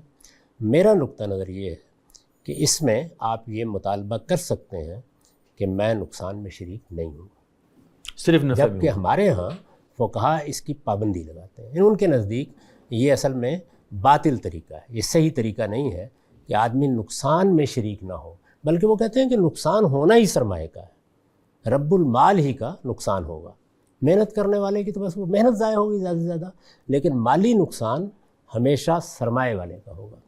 تو میرا نقطہ نظر یہ ہے کہ یہ ضروری نہیں، یعنی آپ کا دل چاہتا ہے آپ یہی معاہدہ کر لیں، لیکن یہ کوئی لازم نہیں ہے، بلکہ میں اس کو انصاف کے خلاف سمجھتا ہوں۔ اس طرح کا معاملہ اگر کرنے پہ اصرار کیا جائے، کوئی رضامندی سے کرنا چاہتا ہے تو کر لے، یہ انصاف کے خلاف ہے، کیونکہ میں جب آپ کے فیصلوں میں شریک نہیں ہوں، معاملات کیسے ہو رہے ہیں ان کو میں شب و روز دیکھ نہیں رہا، کیا چیز کیسے کی جا رہی ہے اس میں بھی میری کوئی رائے نہیں ہے، تو میں نے اصل میں آپ کی ثوابدید پر اپنا سرمایہ چھوڑ دیا ہے، اس وجہ سے میں نقصان میں شریک نہیں ہوں گا۔ میں اس کو جائز سمجھتا ہوں۔ جو بنیادی اختلاف پیدا ہوتا ہے وہ اس جگہ پہ پیدا ہوتا ہے، فقہا اس میں لازم کرتے ہیں کہ رب المال نقصان میں شریک ہوگا۔ اور ان کی اصل دلیل کیا ہے؟ ہمارا عمومی مزاج کہ بھئی یہ بات نا، آپ سرمایہ کے ساتھ شریک ہوئے ہیں تو نقصان میں بھی اٹھائے نا، کاروبار کہتے ہی اس کو ہے، یعنی وہ ظاہر ہے اسی پہ استدلال کریں گے۔ تو میں یہ کہتا ہوں یعنی کہ حدیث قرآن میں اس میں کوئی بات نہیں ہے، حدیث یہ میں ان کا- ایک حدیث ہے جس سے وہ استدلال کرتے ہیں عام طور پر، اور وہ حدیث زمان کے بارے میں ہے، الخراج بالزمان جو روایت ہے اس کو وہ اطلاق کرتے ہیں اس کے اوپر، کہ جس آدمی کو ذمہ داری دی گئی ہے وہ اگر کسی چیز کے تلف ہونے کی ذمہ داری قبول کرتا ہے تو اسی صورت میں اس پر نفع کما سکتا ہے، وہ اس سے استدلال کرتے ہیں۔ میں اس پہ بعد میں بات کروں گا، میرے نزدیک اس سے میرے حق میں استدلال ہوتا ہے، جو بات میں کہہ رہا ہوں روایت بھی وہی کہہ رہی ہے، لیکن اس پہ بعد میں گفتگو پہلے مسئلے کو سمجھ لینا چاہیے۔ تو ایک اختلاف یہ ہے، اور یہ جو وہ فرماتے ہیں کہ اس میں نقصان میں بھی شریک ہونا چاہیے، اور جو نفع ہے وہ اسی صورت میں جائز ہے جب وہ نقصان میں بھی شریک ہو، ورنہ صرف نفع جو ہے وہ ناجائز ہے۔ جی ہاں، وہ یہ کہتے وہ ہیں لیکن اس کو سود کی صورت مانتے ہیں کوئی؟ نہیں، یہ زیر بحث نہیں ہے۔ کاروبار کے معاملے میں یعنی مضاربت میں نقصان کس کی طرف جائے گا، یہ بات زیر ہے، یہاں سود زیر بحث نہیں دیکھیے نا، سود تو زیر بحث نہیں ہے۔ زیر بحث یہ ہے کہ کاروبار کے کون سے معاملات جائز ہیں، کون سے ناجائز ہیں۔ میں نے عرض کیا نا کہ اب مثال کے طور پر معاملہ ایک اصطلاح ہے، کیا جائز ہے یا ناجائز؟ مناوضہ ایک اصطلاح ہے، کیا جائز ہے یا ناجائز ہے؟ مساقات ایک اصطلاح یہ ہے، ٹرانزیکشنز کی یہ صورتیں ہیں۔ ٹرانزیکشن کی مختلف صورتیں ہیں، ان کے بارے میں وہ بتاتے ہیں۔ بعض جگہوں کے اوپر تنقید کر کے یہ بھی بتاتے ہیں کہ اس میں کیا چیز آ جائے گی، ضرر آ جائے گا، غرر آ جائے گا، اس میں نزاع پیدا ہو جائے گی، وجوہ بھی بتاتے ہیں۔ لیکن یہ کاروبار کی مختلف صورتیں یعنی انفیئر صورتیں ہیں ایسا۔ انفیئر صورتیں ہیں، باطل صورتیں ہیں۔ وہ دو اصطلاحیں استعمال کرتے ہیں، ایک فساد اور ایک باطل ہونا۔ ان دونوں میں تھوڑا سا فرق ہے، لیکن یہ کہ بہرحال وہ یہی کہتے ہیں، یعنی باطل میں معاملہ سرے سے ہوتا ہی نہیں ہے ان کے نزدیک، فاسد میں معاملہ ہو جاتا ہے لیکن وہ قابل قبول نہیں ہوتا، یعنی دینی لحاظ سے، شرعی لحاظ سے۔ یہ ایک موٹی سی بات ہے، اس میں بہت تفصیلات آپ کو فقہ میں ملیں گی۔ ابھی آپ کے علم میں ہوگا کہ عدت میں نکاح کر لیا ہے تو اس میں یہ بحث پیدا ہو گئی تھی کہ نکاح باطل ہے یا فاسد ہے، تو وہاں پر بھی یہی بحث ہوتی ہے۔ خیر، میں یہ گزارش کر رہا تھا کہ ایک معاملہ یہ ہے۔ دوسرا معاملہ یہ ہے کہ جب ہم نفع کا تقاضا، خیر کاروبار تو اس لیے کیا جاتا ہے نا، میں نفع کمانا چاہتا ہوں، نفع کا مطالبہ کرتے ہیں، تو آگے یہ سوال زیر بحث آ جاتا ہے کہ نفع کے حاصل کرنے کا طریقہ کیا ہوگا، کیا چیز ہوگی، کیسے نفع دیا جائے گا آپ کو، یعنی متعین کیسے ہو؟ متعین کیسے ہوگا۔ تو عام طور پر اسی چیز کو جائز سمجھا جاتا ہے کہ نفع ہوگا، اس کا حساب کیا جائے گا، اس میں دیکھا جائے گا کہ کس کا کتنا حصہ ہے، اس کے لحاظ سے یعنی سرمایہ کے لحاظ سے اس کا نفع متعین، باقاعدہ حساب کتاب کا باقاعدہ حساب کتاب کر لیا جائے گا۔ تو میرے نزدیک یہ بھی لازم نہیں ہے، یعنی کوئی کرنا چاہتا ہے تو بڑی اچھی بات ہے۔ اگر مثال کے طور پر میں آپ کے ساتھ کاروبار کرتا ہوں، میں آپ سے یہ کہتا ہوں کہ دیکھیے بات یہ ہے کہ میرے کاروبار میں نفع بھی ہوتا ہے، نقصان بھی ہو جاتا ہے، کبھی کبھی نفع کبھی 20% ہو جاتا ہے، کبھی 10% ہو جاتا ہے، کبھی 8% ہو جاتا ہے۔ تو میرا خیال یہ ہے کہ نہ میں حساب کتاب میں پڑھنا چاہتا ہوں نہ آپ، ہم یہ کیوں طے نہ کر لیں کہ میں 5% آپ کو دے دیا کروں گا، اس پر آپ راضی ہو جاتے ہیں، انت راضٍ منکم۔ میں اس کو بالکل جائز سمجھتا ہوں۔ یہ معاملات طے کرنے کا تقریبی طریقہ ہے، اور تخمینے کو ہمارے دینی معاملات میں بھی یعنی اندازہ کر کے، ایک اندازہ کر کے کہ یہ معاملہ ہوگا، تو اس میں کوئی حرج کی بات نہیں ہے، اس سے کوئی چیز ناجائز نہیں ہو جاتی۔ یعنی اس سے مختلف کوئی طریقہ آپ اختیار کرنا چاہیں وہ بھی جائز ہوگا۔ میں تو 2 طریقوں پر یہ تبصرہ کر رہا ہوں کہ ان 2 طریقوں میں میرا نقطہ نظر یہ ہے۔ یہ اور اگر کوئی اختلاف پیدا ہوتا ہے، پروفٹ میں سے ہوگا یا اس میں سے اس کے پرنسپل کا 5%؟ اس کے لحاظ سے بھی ہو سکتا ہے، جو لحاظ آپ طے کر لیں، یعنی وہ تو آپ اصل میں ایک نسبت طے کرتے ہیں کہ وہ اس کی نسبت ہوگی یا سرمایہ کے لحاظ سے میں دے دوں گا آپ کو۔ میں دونوں صورتوں کو بالکل صحیح سمجھتا ہوں۔ میرے نزدیک یہ تقریبی نفع ہے، اور یہ باقی معاملات میں بھی بالکل جائز ہے۔ یعنی ہمارے یہاں جب زکوٰۃ لی جاتی ہے تو بعض اوقات درختوں پر پھل ہوتے ہیں، اس میں درخت سے پھل اتار کے نہیں دیکھا جاتا، بلکہ ایک تقریب کے طور پر اندازہ لگا لیا جاتا ہے۔ اندازے لگانا، تخمینے کے طور پر بات کرنا، اس پر کوئی معاہدہ کر لینا، یہ میں ان کے جواز کا قائل ہوں، ان میں ادنیٰ درجے کا کوئی تردد نہیں محسوس کرتا۔ میرے خیال میں یہ سب چیزیں ضروری ہیں، اور ہمارے جیسے ماحول میں تو اور بھی ضروری ہو گئی ہیں، جہاں لوگ دھوکے دیتے ہیں، فریب کرتے ہیں۔ وہ عام طور پر آپ دیکھیں کہ لاکھوں روپے لوگ باہر سے کما کے لائے، انہوں نے لوگوں کو دیے، وہ ہاتھ جاڑ کے دکھا دیتے ہیں۔ تو ان 2 شرائط کے ساتھ مزاربت یا مقارضت کرنا، یعنی سلیپنگ پارٹنر کا، جیسے ہی آپ برابر شریک ہو گئے ہیں پھر یہ بحث نہیں ہے، وہاں تو آپ ذمہ دار ہیں، وہاں ہر چیز وہی ہوگی جو حقیقت میں ہو رہی ہے۔ لیکن اگر آپ نے صرف سرمایہ دیا ہے تو میں ان دونوں چیزوں کو نہ خلاف عقل سمجھتا ہوں، نہ خلاف انصاف سمجھتا ہوں۔ اور میں نے پہلے عرض کر دیا کہ قرآن حدیث میں تو ان کو طے ہی نہیں کیا گیا، پھر یہ موضوع بحث ہی نہیں ہے۔ یہ عقل عام پر ہے۔ اگر تو یہ اطلاق اللہ کے پیغمبر کی طرف سے ہو جاتا تو پھر تو بات ہی ختم ہو جاتی۔ وہی لا تاکلوا اموالکم بینکم بالباطل کا اطلاق کیا گیا ہے، انہوں نے کیا ہے، اور ظاہر ہے کہ نیک نیتی سے کیا ہے، وہ اس کو غلط سمجھتے ہیں۔ میں بھی دیانتداری سے یہ سمجھتا ہوں کہ ان میں کوئی حرج کی بات نہیں، یہ مختصر خلاصہ ہے جی اس ٹھیک بات ہے، میں میری۔ نہیں ہم اس پر اچھا بات کرتے ہیں۔ جو جی رضی؟ سرمایہ اس میں لگا رہا ہے وہ یہ بھی طے کر سکتا ہے سلیپنگ پارٹنر کے जो रेवेन्यू है उसकी एक परसेंटेज मैं ले लूँगा इससे पहले कि उसमें से एक्सपेंसेस माइनस किए जाएँ, जो भी शर्त तय हो जाए, ये तो दोनों प्रॉफिट में नहीं, सेल्स रेवेन्यू के ऊपर, ये भी आपके ख्याल में कोई नाजायज़ चीज़ नहीं होगी, इसमें भी जुल्म का आंसर जो नहीं चीज़ भी तय हो गई है बाहमी तौर पर, उसमें पहले आप ये बताएंगे ना कि इसमें बेइंसाफ़ी का ये पहलू है, यानी यहाँ बहस इस पे होनी है। अब ये मुख्तलिफ सूरतें 10 फार्मूला कोई भी इस्तेमाल कर, कोई 10 सूरतें और हो सकती। और जावेद साहब, जैसे अभी आपने कहा, ये 2 कंडीशंस अगर आप तय कर लें कि कोई भी तखमीना लगा के आप प्रॉफिट का एक्सपेक्ट कर लें, इसके साथ कोई और कंडीशन लगाने की ज़रूरत है कि जी लॉस हो ना हो, क्या हो, कुछ आपको कुछ इलेबरेट करना पड़ेगा इस अरेंजमेंट में, या इतना भी काफ़ी हो? बहुत सी दूसरी चीज़ें भी हैं। मसलन ये है कि अगर पैसे निकालने हैं तो क्या तरीका होगा, आप फ़ौरन नोटिस देंगे, 10 चीज़ें और तय करें। ये तो मैंने मोटी सिर्फ 2 मामलात पे गुफ्तगू की है, बाकी जो शरायत हदूद है वो आपके मामले, क्योंकि इस 2 मोटी हो शरायत सकता है कोई शर्त सामने आए तो मैं उसके बारे में ये राय दूँ कि इसमें तो अखलाकी ख़राबी है, ये नहीं होनी चाहिए। जी, इस 2 मोटी शरायत में तो ये है ना कि सपोजिटली मैंने पैसे दिए और मैंने कहा मेरे पैसे पे 5% मुझे आप सालाना या महीना जो भी आप तय कर लें, लेकिन उसको लॉस हो रहा है साथ साथ लेट से, तो वो मैं तो लिए जा रहा हूँ और उसको लॉस हो रहा है, तो ये कंडीशन अगर हमने नहीं कोई एलैबोरेट की तो तब तो मैं तो लेता ही जाऊँगा। तो उस शुरू में वो एक्सपेक्ट कर रहा था कि सब अच्छा, लॉस होने के बावजूद कारोबार करेगा नहीं, शुरू में एक्सपेक्ट कर रहा था जी कि वो अच्छा जाएगा, लेकिन कंडीशंस कुछ ऐसी चेंज हुई ये है कि वो आपके पास आएगा, आपके पास आके गई मेरा कारोबार तो नुकसान में चला गया, अब आप फरमाएं आगे क्या करना है। मुआहिदा बाकी भी रखा जा सकता है, ख़त्म भी किया जा सकता है। लेकिन इसमें ज़्यादा बुनियादी सवाल जावेद साहब ये है कि हमारी अंडरस्टैंडिंग के मुताबिक जो रकम एक स्लीपिंग पार्टनर देता है किसी को दूसरे कारोबार में इस्तेमाल करने के लिए, और उसमें गालिबन आपकी इस बात से मैं समझाऊँ कि उसका जो असल सरमाया है वो ये शर्त रख सकता है कि मैं भाई ये मेरा असल सरमाया जो है ये तुम कम से कम मुझे जब नुकसान में शरीक नहीं होगा, मतलब इसका मतलब ही है, मतलब ये इसका मतलब जब आप कहते हैं कि मैं नुकसान में शरीक नहीं होऊंगा, इसका मतलब है वो असल सरमाया महफूज है, फाइनेंसिंग की है या इन्वेस्टमेंट की है वो प्रिंसिपल सिक्योर्ड है। तो इस पे ये शुबा पैदा होता है कि कहीं ये उसी तरह की बात तो नहीं है जिसमें सूद का इतलाक होता है। दोनों पहलुओं से नहीं है, यानी जो मामला हुआ वो कर्ज़ का है ही नहीं, ना कोई मदद लेने आया है ना कोई मदद कर रहा है, मामला कारोबारी है, तो मामले की नौइयत भी उससे मुख्तलिफ है और सूरत भी बिल्कुल मुख्तलिफ है। इसलिए कि जब आप किसी सरमाए के बारे में नफ़ा बख्शी में जाते हैं तो अगर आप उसके ऊपर इतलाक नफ़े का मुतालबा करते हैं तो सूद है, और अगर आप उसको नफ़ा बख्शी के साथ वाबस्ता कर देते हैं बिल्कुल जायज़ कारोबार।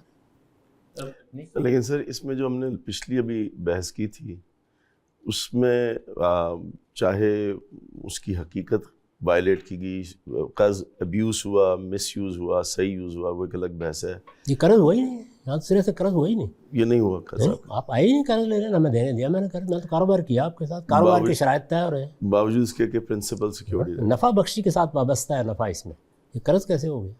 तो इसका मतलब इसमें जो जिस मामले के लिए ये सारा मामला हुआ है वो नफ़ा बख्श मामला है अपनी ज़ात में। इसका मतलब तो फिर ये हुआ ना कि जो हमारी जो डेफिनेशन है कर्ज की, उसमें ये बात शामिल है कि जब वो कारोबार में मनफियत के लिए दिया जाएगा वो कर्ज ही नहीं होता, वो कर्ज नहीं रहा जाएगा। अलबत्ता कर्ज को मनफत बनाया जाए तो फिर वो कर्ज ही होता है और नाजायज़ होता है। जी, कर्ज को मनफत बनाना और चीज़ है, और इस शर्त के साथ किसी कारोबार में रुपया लगाना कि मैं प्रिंसिपल सिक्योर कर रहा हूँ, ये कारोबार है और इससे कोई फर्क नहीं पड़ता, अपनी ज़ात में ही कर्ज नहीं, और इससे कोई फ़र्क नहीं पड़ता कि आपकी किताब में या आपकी टैक्स की रिटर्न में, आपके बुक कीपिंग में आपने उसका नाम क्या दिया। ये अलग चीज़ है, मेरा मतलब है वो गलतफहमी वहाँ से पैदा होती है। ये आप उसके बाद जाइए तीसरे हिस्से में इस पर गुफ्तगू करेंगे कि मौजूदा ज़माने में जो मामलात हो रहे हैं उनकी क्या नौइयत है। अभी हम इनसे मुजर्रद बात उसूल में समझ लें, उसूल में इसी वजह से मैंने किसी इदारे का जिक्र नहीं किया। ठीक है, मेरे आपके दरमियान मामलात होने, मामलात को तो पहले अभी हम इदारे की तरफ इसमें वो जो उस्ताद फरमा रहे हैं इसमें क्या ये सूरत भी उस्ताद के नज़दीक एक्सप्लॉयटेटिव नहीं होगी कि जहाँ पर मैं ये कहता हूँ मिसाल के तौर पर मेरे प्रिंसिपल जो मैंने दिया उस पर 5% मुझे आप दे दें, लेट्स सपोज। नहीं, मुतालबा नहीं कर रहा है, ये तो आपस में तय कर रहे हैं, तय कर रहे हैं ना मुतालबा, यानी उन्होंने ऑफर किया, उन्होंने कहा भाई अगर 10 भी हो सकता है, 8 भी हो सकता है, चलो हम 5-7 तय कर लेते हैं, हिसाब किताब मुश्किल होता है, उसमें गलतफहमियां पैदा हो जाती हैं, यानी मुतालबा नहीं कर रहा वो। उसी के हवाले से बहस कर रहा हूँ कि मुआहिदा हो गया कि 5% जो है वो मेरे प्रिंसिपल पे मुझे दिया जाएगा, ठीक है। लेट्स सपोज कि वो 5 लाख रुपीस बनता है पर ईयर, اور عمومی طور پر جو تخمینہ لگایا گیا، جو ایک اندازہ کیا گیا، وہ یہ تھا کہ جو بزنس ہے اس کو 10-1 لاکھ روپیہ پروفٹ آ جاتا ہے، تو ظاہر ہے کہ یہ 5 لاکھ روپیہ اس کو ملتا رہے گا، لاس نہیں ہوا بزنس کو۔ وہ جو آدمی دوسرا ہے، ایکٹیو پارٹنر جو ہے، وہ یہ ایکسپیکٹ کرتا تھا کہ یہ 5 لاکھ روپیہ آئے گا تو میں 10 سے 12 کما لیا کروں گا، کیونکہ لیوریج مل جاتی ہے، زیادہ سرمایہ ہے تو زیادہ ریسورسز ہیں۔ لیکن حقیقتاً جو لاس ہے یا جو پروفٹ میں کمی ہے وہ 1 لاکھ تک پہنچ جاتی ہے، اس کو اس نے 5 لاکھ روپیہ دینا ہے پرنسپل پہ۔ یہ بھی ایکسپلائٹیو نہیں ہے، معاہدے پہ نظر ثانی ہو جائے گی، یعنی ایکسپلائٹیشن کیوں ہو گئی؟ ابھی تو معاہدے کی بات کر رہا ہوں۔ کوئی وسیم نے بھی یہ سوال کیا نظر ثانی کے بعد ہم طے کریں گے نا، یہ معاہدہ کیا فی نفسے ہی نہیں، معاہدے میں تو ابھی جو آپ نے بیان فرمایا وہ واقع میں ہونا ہے، یعنی معاہدے کے موقع کے اوپر واقعہ کیسے ہو سکتا ہے؟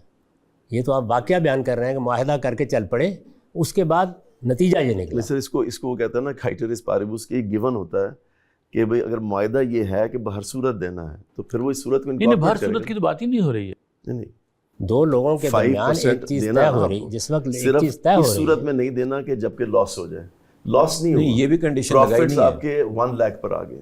آصف بھائی ایون یہ بھی انہوں نے کہا کہ پہلے میں یہ کوئی کنڈیشن نہ لگائیں کہ اگر لاس جتنے معاملات بھی ہو رہے ہوتے ہیں یہ بات بھی وہ نہیں اصل میں ہم دونوں اندازہ کر کے معاملات کرتے ہیں کہ بھئی ایسے ہوگا، اگر وہ اس طریقے سے چلتے ہیں تو چلتے ہیں، ورنہ ختم ہو جاتے ہیں۔ دیکھیں نا، اس کی ایکسٹریم فارم ایک آدمی کو پتہ چل گیا جی یہ تو میں سارا اصل میں سرمایہ داری کو دے رہا ہوں، تو ختم کر دے گا، تو ختم کر دے گا۔ اس کی جو ابھی تھوڑی دیر پہلے ہم آپس میں گفتگو کر رہے تھے کہ اس کی ایک انتہائی شکل یہ ہو سکتی ہے نا کہ جس نے پیسہ قبول کیا ہے، جو اصل ایکٹیو پارٹنر ہے، وہ کاروبار اس کی توقع سے بہت زیادہ خراب ہو جائے اور اس کو کچھ بھی نہ بچے، تو پھر اس کے بعد وہ جو جس کا اصل سرمایہ ہے، نہیں میں ایک سوال واضح کر لوں 1 منٹ کے لیے، یعنی اس میں ہمیں یہ خیال ہوا کہ یہ اس کی ایک صورت ہو سکتی ہے کہ وہ بیچارہ بالکل کچھ دینے کی کنڈیشن میں نہ ہو، تو مل بیٹھیں گے نا اور وہ کہیں گے بھائی میری تو اس وقت حالت نہیں تو مجھے کچھ مہلت دے دو۔ نہیں، یہ تو معاہدے میں آپ نے انکارپوریٹ کر لیا ہے۔ میں تو کہہ رہا ہوں کہ صورتحال کو پہلے سمجھ لیں، جو معاہدے میں انکارپوریٹ نہیں ہوا بلکہ معاہدے کی شرط کے مطابق، دیکھیں نا اگر شرط یہ ہے، اصولی گفتگو نہیں ہے، یعنی اگر معاہدے میں کوئی ایسی چیز ہوگی کہ جو بے انصافی ہے تو سوال ہے میں کیوں بے انصافی برداشت کروں گا؟ تو اس کا میں وہ پوچھنا چاہ رہا ہوں استاد سے کہ یہ استاد کے نزدیک یہ بے انصافی بنے گی یا نہیں بنے گی؟ یہ سمپل سا وہ بتائیں نا کیا صورت ہے، کیا طے ہو رہا ہے؟ میں اور آپ معاہدہ کرنے جا رہے ہیں، اس میں بحث یہ ہو رہی ہے کہ منفعت کتنی ملے گی مجھے میرے سرمایہ پر، کیسے ملے گی؟ تو آپ یہ مجھے بتا رہے ہیں، یہ اصل میں یہ آپ نے بتانا ہے، کاروبار آپ کا ہے، آپ بتا رہے ہیں مجھے جی میرے کاروبار میں میرا اب تک کا تجربہ یہ ہے کہ 5% کبھی نفع ہوتا ہے، کبھی 10% ہوتا ہے، کبھی 18% ہوتا ہے، کبھی نقصان ہو جاتا ہے، بعض اوقات 2 سال نقصان ہوتا رہتا ہے۔ تو بحثیت مجموعی اگر آپ میرے ساتھ یہ طے کر لیں گے میں آپ کے سرمایہ پر آپ کو 5% دے دوں گا تو میں یہ معاہدہ کرنے کے لیے تیار ہوں، تو آپ نے اصل میں اپنی پرانی اسیسمنٹ کی بنیاد پر ایک پیشکش کی ہے، میں نے اس کو قبول کر لیا۔ فرض کر لیجئے اس سے بالکل مختلف کوئی صورتحال سامنے آ گئی تو اس میں طے ہی ہوگا کہ معاہدہ ختم کیسے کرنا، ختم ہو جائے۔ میں معاہدے کے بارے میں جاننا چاہ رہا ہوں کہ ایک معاہدہ تو ہے نا جو آپ نے بالکل شروع میں فرمایا، وہ تو سمجھ میں آ گیا بالکل کہ لاس کی صورت میں وہ مکلف نہیں ہوگا دینے کا، وہ تو بات سمجھ میں آ گئی۔ یہ تو نہیں کہا جی، یہ نہیں لاس نہیں کہا جی، انہوں نے کہا پہلے میں جب آپ امید کر رہے ہیں کہ پروفٹ ہوگا، آپ کو یہ کنڈیشن لگانے کی بھی ضرورت نہیں کہ لاس ہوگا تو میں آپ کو نہیں دوں گا، آپ نظر ثانی کر لیں اپنے معاہدے پہ، ختم کر لیں۔ میں نے تو یہ درج نہیں، ضرور درج کرنا ضروری نہیں ہے، اصل میں تخمینہ کہتے ہی اس کو ہے کہ کاروبار میں منافع بھی ہوتا ہے، نقصان بھی ہوتا ہے، فرسٹ انسٹنس میں کم اور زیادہ نفع بھی ہوتا ہے۔ فرسٹ انسٹنس آف لاس میں کیا کریں گے؟ لیں گے یا نہیں لیں گے؟ آپ معاہدہ ختم کر لیں، نہیں پہلے نہیں، دیں گے، فرسٹ لیں گے سے کیا مراد ہے؟ ہوگا لاس تو لیں گے نا، دیں گے آپ، وہ سود ہوگا، تب دیں گے آپ، وہ سود ہوگا۔ نہیں آپ نے معاہدہ طے کیا تھا پروفٹ میں سے آپ ہوتا ہے قرض پر، سود کیسے ہوگا؟ آپ پروفٹ میں سے دیں گے، اس کا مطلب یا اگر اپنے پیسے، اس کا مطلب ہے یہ وہ اپنی طے ہی بنیاد کیا گیا تھا، معاہدہ یہی ہوا تھا کہ بھائی اب یہ بات ہم بیٹھ کے نہیں طے کریں گے کہ نقصان ہو گیا، نفع ہو گیا، نفع زیادہ ہو گیا، کم ہو گیا، ہم نے ایک تخمینہ لگایا ہے۔ دیکھیے مولانا اصلاحی اپنے باغ میں گئے، فقہ میں یہ لکھا ہوا ہے کہ جب تک درخت پر پھل پک نہیں جاتا اس وقت آپ اسے بیچ نہیں سکتے۔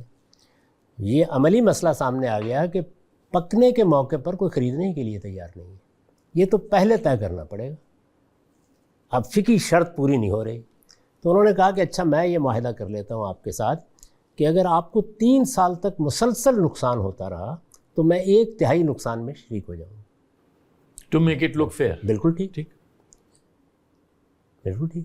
یعنی آپ کاروبار کے بارے میں اندازہ کیوں لگایا جاتا ہے, اس کاروبار میں کیا کیا امکانات ہیں, ان سب کو اندازہ لگا کے کاروبار کرنے والا پیشکش کرتا ہے کہ میرے ساتھ آپ ان شرائط پہ شریک ہو جائیں, اور شریک ہونے والا ان کو یا قبول کرتا ہے یا رد کر لیتا ہے. اس میں کوئی مشکل پیش آ گئی, نظر ثانی ہو جائے. میرا ایک خیال ہے دنیا بھر کے کاروبار میں دسیوں اس طرح کی مشکلات پیش آتی ہیں. میں نے تو اپنی پوری زندگی میں دیکھا ہے کہ تیسرے مہینے پیسے آنے بند ہو جاتے ہیں اور اس کے بعد وہ پیسے ضبط کر کے فارغ کر دیتے ہیں. میری درخواست یہ ہے کہ پہلے ہم اس بات پر بات کر لیں کہ جو 2 صورتیں جاوید صاحب نے بیان کی ہیں جن میں ان کی رائے مختلف ہے ہمارے عام علماء سے, یعنی وہاں سود کا کوئی مسئلہ ہے؟ ہم تو اصل میں سود پر گفتگو کر رہے ہیں. اس میں ایک وضاحت کاروباری شکلوں میں گفتگو نہیں کر رہے ہیں. پوچھنا چاہ رہا تھا نا کرائے اور اس کے فرق پہ, جب مولانا اصلاحی نے پلیز پہلے ایک بات واضح کر, اسی کے بارے میں پوچھنا چاہ رہا ہوں. اگر جملہ مکمل ہوگا تو میری بات بھی واضح ہو جائے گی. نہیں, میرے ایک سوال کو ایڈریس کر لیں کہ جاوید صاحب نے جو صورتیں 2 بتائی ہیں جن میں ان کی رائے مختلف ہے, اس کو ہم انڈرسٹینڈ کر رہے ہیں, اس میں سود کا کوئی ایلیمنٹ ہے یا نہیں؟ جی میں وہی پوچھنا چاہ رہا ہوں. نہیں میں سوال تو میں نے پوچھا بھائی. اچھا جی, آپ اس پر تبصرہ کریں نا. یعنی میں یہ جاننا چاہ رہا ہوں کہ وہاں سود کا کوئی ایلیمنٹ ہے, کیونکہ ہماری بحث سود کے دائرے میں ہو رہی ہے. کیونکہ وہاں بار بار ہم یہ دیکھتے رہے کہ ہم نے یہ سمجھا کہ جو رقم قابل واپسی ہم ٹھہرا دیتے ہیں, پرنسپل سیکیورڈ کر لیتے ہیں, ہمیں بار بار خیال ہوتا ہے کہ یہ سود ہے. جی اس میں مسئلہ یہ ہوگا کہ اگر تو ہم وہ جس کو وہ پرنسپل سیکیورڈ انویسٹمنٹ کہہ رہے ہیں, اگر ہم اس کی عملی شکل کو قرض ہی سمجھتے ہیں تو ظاہر ہے اس کے اوپر منافع کا تقاضا کوئی بھی وہ سود ہی ہوگا. لیکن جاوید صاحب کی رائے میں وہ عملی طور پہ قرض بنتا ہی نہیں. تو ہم یہ اس بات کو اپریشیٹ کر کے کرتے وقت وہ قرض دیا گیا ہے اور نہ اس کو علی الاطلاق منفعت کی صورت میں طے کیا گیا. اگر یہ طے کر اصل میں ایک کاروبار کی نفع بخشی کے ساتھ وابستہ, لیکن جاوید صاحب اگر طے کر لیں کہ علی الاطلاق یہ میں انویسٹمنٹ ہی کر رہا ہوں, قرض نہیں دے رہا, لیکن اس کے اوپر مجھے لازماً منافع چاہیے, تو یہ کیسے قرض بن جائے گا؟ نہیں ناانصافی ہوگا, لیکن قرض پھر بھی نہیں بنے گا. ناانصافی ہوگی, اس کو سود نہیں کہیں گے. پھر نہیں تو کاروبار کیا نا بھائی, میں نے کیا ہی کاروبار ہے. قرض کیا ہے, کیا مطلب قرض دیا ہی نہیں میں نے, میرے پاس وہ آئے تھے کاروبار کرنے کے لیے. یعنی سود کا سوال پیدا نہیں, سوال ہی پیدا ہوتا, ناانصافی کا سوال پیدا ہوتا ہے اور بہت سے سوال. تو پھر اس میں 2 صورتحال, 2 عقل الاموال بالباطل کا سوال. جی میں سمجھ گیا آپ. اس بحث کو آپ الگ کر دیں اور ویسے دیکھیں, ویسے کہ جو روپیہ آپ دیتے ہیں, جیسے آپ لوگ بیان کرتے ہیں کہ روپیہ دے کے اس پر آپ نے یہ شرط عائد کر دی کہ یہ تم مجھے 2 سال واپس کرو گے, تو صورت قرض کی ہے یہ. اچھا, اس کے اوپر, اسی صورت کے اوپر آپ نے علی الاطلاق منافع کا مطالبہ کر دیا تو یہ سود ہے. اور آپ نے اگر اسی صورت کو لے کے کاروبار کیا اور کاروبار میں منفعت بخشی کو نفع بخشی سے وابستہ کر دیا کاروبار, لیکن اگر نہ کیا منفعت کو نفع بخشی سے, میں کہوں گا یہ آپ نے ایک باطل معاملہ کیا ہے, لیکن یہ سود نہیں ہے. اس لیے کہ وہ تو قرض, لیکن عملی طور پہ دونوں چیزیں ایک جیسی ہیں. بالکل ایسا ہوتا ہے. بعض اوقات ایسا ہوتا ہے کہ آپ ایک کام کرتے ہیں دوسرے سے ملتا جلتا ہوتا ہے. آپ نے کام کیا, بالکل ایک ہی ہے, سوائے اس کے کہ نیت مختلف تھی. نہیں, نیت مختلف نہیں, معاملہ مختلف ہے. میں بار بار کہتا ہوں کہ نیت کا کوئی تعلق نہیں, معاملہ مختلف ہے. یہ میرے پاس قرض لینے آئے تھے اور یہاں یہ مجھ سے انویسٹمنٹ مانگ رہے. سب عملی طور پہ مجھے فرق نہیں سمجھ رہا. میں اس پہ کچھ کہنا چاہوں گا. یہ آپ کے خیال میں کوئی نہیں, عملی طور پر کوئی فرق نہیں اس کے اندر. میں نے یہ کہہ دیا کہ نماز پڑھنے کھڑا ہوا ہوں اور اعلان کر کے کھڑا ہوا نماز پڑھ رہا ہوں, یہ بت کے سامنے سجدہ کرنے کھڑے ہوں, دونوں میں سجدہ تو ہو رہا ہے. یعنی اس سے کوئی فرق ہی نہیں واقع ہوتا. وہی ہم جو فارم کی بات قرض لینے آیا ہوں, قرض لینے آیا ہوں. اچھا اس کو چھوڑ دیں, میں ان کے پاس آیا, میں نے کہا یہ پیسے آپ لے لیں, میں نے آپ کی مدد کر دی ہے, تو کاروباری مقاصد کے لیے بھی انفاق ہو سکتا ہے, اس سے کیا فرق پڑتا ہے. میں کرنے کے آیا ہوں, یعنی میں نے یہاں آ کے المورد کے ڈیسک پر بتایا انہیں میں ڈونیشن دینے آیا ہوں. میں ڈونیشن کو بھی قرض کی صورت میں دے سکتا ہوں. مثال کے طور پر میں نے یہ 2 کروڑ روپیہ آپ کو دے دیا ہے, آپ اس کو استعمال کریں, اس وقت آپ اپنا ادارہ چلائیں, آپ مجھے 2 سال بعد واپس کر دیجیے گا. تو اب یہ ڈونیشن تو نہیں رہی نا؟ ڈونیشن نہیں, بالکل ڈونیشن. یہ قرض نہیں بنا آپ کے نزدیک؟ کچھ بھی نہیں بنا, اس لیے کہ میں نے قرض دیا ہی نہیں ہے.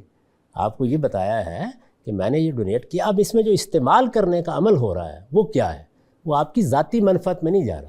میرے خیال میں انڈر لائن ٹرانزیکشن جو ہے نا, جو آپ کہہ رہے ہیں, اس میں کاروبار کا ہونا شاید میٹر کرے گا سب سے زیادہ. یعنی میرا آپ کے ساتھ معاملہ اصل میں ایک معاملے کی نفع بخشی کے ساتھ مشروط ہے.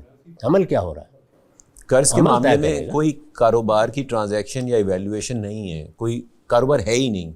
آپ نے تو صرف پیسہ مانگا اور نہیں، وہ مدد. پیسہ پھر آپ مانگ رہے ہیں تو میرے آپ کے درمیان کاروباری معاملہ ہی نہیں جی ہوگا. جی میں وہی کہہ رہا ہوں کہ وہ دوسرا معاملہ ہے. وہ قرض، اگر ایک وہ ضرورت کاروبار کے تحت ایگزسٹ دیا، کرتا ہے قرض. اور کاروبار پہ بات ہو رہی ہے تو یہ ایک بات فرق جی. ہوگی. بھائی ایسے ڈونیشن کی بات ہو رہی ہے تو ایک الگ چیز ہے، کاروبار کی بات ہو رہی ہے تو الگ چیز ہے. یہاں معاملہ ہی کاروبار کا ہوا ہے، میں نے کوئی قرض نہیں دیا آپ کو. تو صورتیں تو بعض اوقات یعنی بتوں کے ساتھ آگے جھکنے والے کی اور دوسروں کی بھی ایک ہی ہوتی ہے. آصف غالباً آپ کا اطمینان نہیں ہوا. آپ یعنی آپ تبصرہ کر دیں اس بات پر جو ہم ابھی کر رہے تھے. بات یہ ہے جی کہ اگر آپ اس کو چھوڑ دیں، جی قرض کو چھوڑ دیں، یعنی سود کب کوئی چیز ہوتی ہے؟ جی جب علی الاطلاق منفعت کا مطالبہ کیا جائے. یہاں منفعت نفع بخشی کے ساتھ وابستہ ہے. یعنی اگر آپ اس کو قرض مان لیں تب بھی سود نہیں ہے. کیونکہ یہ کیسے ہے صاحب کہ اس کو قرض مان لیں تو یہ سود ہی ہے پھر تو. نہیں، بالکل سود نہیں ہے. جی لیکن آپ نے پچھلی دفعہ یہ فرمایا تھا نا میں یہ کہتا ہوں پھر بھی آپ کے لیے سود کہنا دیکھیے کسی چیز کا قرض ہونا ایک اور چیز ہے، لیکن اب جو آپ اس سے نفع بخشی کا مطالبہ کر وہ رہے ہیں کنڈیشنل ہے نا نفع بخشی کا مطالبہ. بالکل. اس تو میں آپ نے لاسٹ ٹائم بھی کہا تھا کہ چاہے کنڈیشنلی ہو، جیسی قرض پہ آپ مطالبہ کریں گے تو وہ سود ہی بن جائے گا. وہ قرض پہ مطالبہ کر رہے ہیں لیکن وہ معاملہ نفع بخشی کے ساتھ وابستہ ہے. پچھلی دفعہ آپ نے فرمایا تھا کہ لازمی تقاضا جو ہے وہ سود کی ڈیفینیشن کوئی نہیں سوال بات معلوم ہے کسی ایسے زاویے سے ہوگا جس کو میں نہ اب تو سمجھا. یہ بات ہوتی ہے کہ قرض پہ منفعت کا لازمی یہ میں نے تقاضا آپ کو صورت بتائی ہے. یعنی یہاں جو بات بیان کی ہے وہ یہ کہ صورت بظاہر ایسی بھی ہو سکتی ہے لیکن صورت سے کوئی فرق نہیں پڑتا. مجھ سے آپ قرض کی اگر ڈیفینیشن پوچھیں گے یا اس کا تعارف پوچھیں گے تو میں کہوں گا کسی بھائی کی مدد کے لیے آپ اس شرط کے ساتھ اگر روپیہ دیتے ہیں کہ یہ مدت کے بعد واپس کیا جائے گا تو یہ قرض. یعنی قرض لینے والا جب آئے گا تو اس سے فیزیبلٹی نہیں پوچھی جائے گی. نہیں پوچھے، بالکل نہیں پوچھے. آپ کو کوئی حق نہیں ہے پوچھنے کا. آپ کا کیا حق ہے کہ آپ میرے کاروبار کے بارے میں معلومات حاصل کریں؟ یہ خود ایک لحاظ سے مداخلت ہے میرے ذاتی معاملات میں. میں نے تو آپ کو قرض کی پیشکش ہی نہیں کی اس کی کاروبار کی. میں نے آپ سے مدد مانگی ہے، آپ دینا چاہتے ہیں دے دیں، نہیں دینا چاہتے نہیں. اس کا صرف یہ عملی ایک پہلو ہو سکتا ہے نا کہ بھائی آپ یہ سمجھتے ہیں کہ میری رقم ڈوبی نہ جائے تو آپ ایسے آدمی کو دیں جس کو آپ ٹرسٹ کر سکیں. اس حد تک تو ٹھیک ہے، یہ تو جائز ہونا چاہیے. آپ یہ پوچھ سکتے ہیں کہ بھئی یہ واپس کیسے کرو گے. ہاں بس یہ اتنی بات تو کر سکتے. اب وہ اس سوال کے جواب میں آپ کو کوئی اطمینان دلا دیتا ہے کہ جی میرے پاس تو کرایہ آنے والا ہے یا فلاں چیز میرے پیسے کچھ پڑے ہوئے ہیں وہ واپس ملنے والے ہیں، یا میرا جو چھوٹا موٹا کاروبار ہے اس میں اتنا ایک میں بچا لیتا ہوں، امید ہے میں انشاءاللہ 3 سال میں بچا لوں گا معافی. یہ بالکل اور دوسری بات ہے. اس میں آپ اس کی منفعت بخشی کو جاننے کی کوشش نہیں کر رہے بلکہ اس کی کیپیسٹی دیکھ رہے ہیں نا. واپسی ممکن ہوگی اس کو جاننے کی کوشش کر رہے ہیں. اس کے لیے تو قرآن نے اجازت دے دی ہے کہ اگر آپ ضمانت چاہتے ہیں تو آپ رہن لے سکتے ہیں. کیا یہ کہنا ٹھیک ہوگا جی کہ قرض کی انیشیٹو اصل میں بورور کی طرف سے ہوتا ہے اور انویسٹمنٹ کا انیشیٹو انویسٹر کی طرف سے ہوتا ہے؟ جنرلی اسپیکنگ دوسری چیز میں دونوں جانب سے ہو سکتا ہے. دونوں جانب سے یعنی آپ مثال کے طور پر ضرورت محسوس کر رہے ہیں کہ آپ انویسٹمنٹس لیں اپنے کاروبار میں تو آپ اس مقصد کے لیے مجھے ترغیب دے سکتے ہیں. بلکہ بینک کے پاس لوگ آتے ہی ہیں، مانگنے ہی آتے ہیں. اس لیے ان کے بینر بھی گئے ہوئے نا. یہ بڑی سادہ سی بات ہے. یعنی 2 صورتیں ہیں مضاربت کی. ان صورتوں میں نے یہ عرض کیا کہ ان 2 معاملات کو ناجائز قرار دینے کی کوئی وجہ نہیں. بس اتنی سی بات ہے. جیسے اور بہت سی چیزوں میں کہ موسیقی جو ہے اس میں کوئی اگر بری چیز نہیں ہے تو وہ موسیقی تو ہوتی ہے لیکن وہ جائز ہو جاتی ہے. لیکن میرے خیال میں جو اصل بات ہے وہ یہ ہے کہ سود کا کہیں شائبہ یا اس کی بحث یا اس کا دائرہ وہ کہیں اس بات کو الجھا تو نہیں رہا ہماری فہم کی. اس کا میں نے جواب دیا تھا ان کو جی کہ سود کا سوال اولاً 2 باتیں کہی ہیں. اولاً معاملے پر ہوتا ہے، یعنی کہ آپ نے قرض کا معاملہ کیا ہے تو اب سود آ ہی جانا ہے. آپ کہیں گے میرے مکان کے سائے میں 2 منٹ کے لیے کھڑے ہوا کرو گے تو یہ سود ہی. اور دوسری بات یہ عرض کی تھی کہ اس میں منفعت کو نفع بخشی کسی چیز کے ساتھ وابستہ نہیں کیا جاتا، وہ علی اطلاق ہوتا ہے. بھائی میں نے تو پیسے دے دیے ہیں، میری طرف سے کاروبار کرو، میری طرف جا کے کسی دریا میں ڈال دو، مجھے تو اتنے پیسے لینے ہیں آپ سے. اسی کو سود کہتے ہیں. اگلی بات میں وہ میں استاد سے پوچھنا چاہتا ہے کہ انہوں نے فرمایا نا کہ اگر یہ طے کر لیا جائے تو یہ میرے نزدیک ان 3 صورتوں میں، یعنی آپ پرنسپل سے اس میں پرسنٹیج رکھیں، آپ ریونیو پہ رکھیں، پروفٹ پہ رکھیں، یہ فی نفس ہی اس میں کوئی پرابلم نہیں ہے. تو میں یہ پوچھنا چاہ رہا تھا کہ جس طرح کرائے اور سود کے فرق کو بیان کرنے میں مولانا صلاحی نے بھی استاد نے بیان کیا نا کہ ایکسپلائٹیشن کا ایلیمنٹ یہاں سے آ جاتا ہے کہ اس صورت میں فکس کیپٹل واپس کر دینا ہے. سرکولیٹنگ کیپٹل یا اموال متداول جو ہیں وہ متداولہ وہ استعمال ہو چکے ہوئے ہیں، اب ان کو ریکریٹ کر کے واپس لانا ہے تو یہ پرابلم ہے. تو یہاں پر یہ چیز تو بالکل سمجھ میں آتی ہے جو استاد بات فرما رہے ہیں کہ لاس ہوگا تو ہم نہیں دیں گے، جو پرنسپل سیکیورڈ کی وہ بات کر رہے ہیں. یہ معاہدہ کیا جا سکتا ہے, ایٹ لیسٹ اتنی بات انہوں نے فرمائی ہے نا کہ اگر لاس ہوا تو یہ معاہدہ کیا جا سکتا ہے. میں اسی پہ ایک کوشچن کر رہا ہوں کہ ابھی آپ لاس کی بات بھی نہ کیجیے, پروفٹ کم ہو جاتا ہے, اور معاہدے کی روح سے, میں یہ نہیں کہہ رہا کہ بعد میں کیا ہوا ہے, معاہدے کی روح سے یہ کیا مبنی پر انصاف بات ہے کہ اس کنڈیشن کو ڈالا جائے اور اس کو چھوڑ دیا جائے کہ پروفٹ جو ہے میرا تخمینے کے حوالے سے چاہے 1 لاکھ پہ آ جائے لیکن مجھے آپ کو 5 لاکھ دینا ہے. تو کیا یہ استاذ کے نزدیک ایسی چیز ہے کہ جس کو معاہدے میں شامل کرنا چاہیے to make it more equitable? تخمینہ جو ہے پہلے اس کو متعین کیجیے. تخمینہ ہوتا کیا ہے؟ تخمینہ ہوتا ہی یہی ہے کہ آپ ہر طرح کی صورتحال کا اندازہ کر کے یہ کہتے ہیں کہ یہ میرے لیے ممکن ہوگا, اور یہ اندازہ لگا لیتے ہیں آپ. یہ اندازہ صحیح بھی ہو سکتا ہے, غلط بھی ہو سکتا ہے. تخمینہ کہتے ہیں اس کو. تخمینے میں تو یہ ساری چیزیں پہلے کر لی گئی ہیں کہ بھائی 2 سال مسلسل نقصان ہو سکتا ہے. جیسے مثلا مولانا اصلاحی نے جو معاہدہ کیا 3 سال مسلسل نقصان ہو سکتا ہے. ساری چیزوں کا احاطہ کر کے تخمینہ کیا گیا. جی سر, ایک فرق پیدا ہو جاتا ہے نا جی کہ جہاں پہ پروفٹ لاس شیئرنگ ہوتی ہے, پروفٹ اینڈ لاس شیئرنگ, وہاں پہ تو ان پروپورشن وہ اوپر نیچے ہو رہا ہے نا. جہاں پہ میں نے پرنسپل سے ریلیٹ کر دیا کہ مجھے ملنا ہے اتنا, وہاں پر بہرحال اس کو ہر صورت میں دینا ہے. تو میں یہ جاننا چاہ رہا ہوں کہ وہ جو کرائے اور اس کی علت میں آپ نے ایکسپلائٹیشن کا ایلیمنٹ بیان کیا تھا, وہ یہاں کیوں نہیں پیدا ہو گیا؟ جب آپ میں نے کاروبار میں پیسے لگائے, میں نے مدد کی تھی, اور مدد کر کے میں نے ایک بھائی کو پیسے واپس کرنے کے ساتھ ایک اور مشقت میں ڈال دیا. وہاں تو وہ موجود ہے ظلم کا پہلو, یہاں تو کوئی ایسا پہلو نہیں ہے.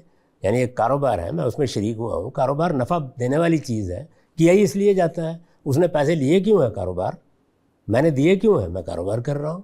تو یہاں تو وہ زیر بحث ہی نہیں ہے سرے سے, معاملے پہ وہ چیز آ ہی نہیں سکتی کسی طریقے سے.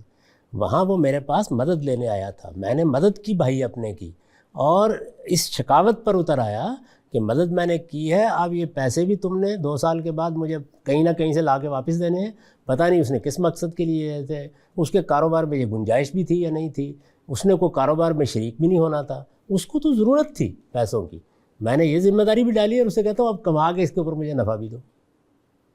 تو یہاں کسی چیز کی متوقع نفع بخشی کے ساتھ وابستہ ہی نہیں ہے منفعت کا مطالبہ, بلکہ علی الاطلاق ہے. یعنی مداربت کے اصول میں تو یہ ہوتا ہے نا جی, ایکٹیو پارٹنر ہے, اس کے پاس تو سرمایہ تھا ہی نہیں, تو وہ کہاں سے لے کر آئے, تو آپ کہتے ہیں لاس میں شامل نہ ہو. یہاں یہ جو بندہ کیپٹل کنٹریبیوٹ کر رہا ہے, اس کو آپ یہ کہہ رہے ہیں کہ 5% جو مجھے تو بچے صرف 1 لاکھ روپے ہیں, لیکن تمہارا 5 لاکھ مجھے لازماً دینا ہے.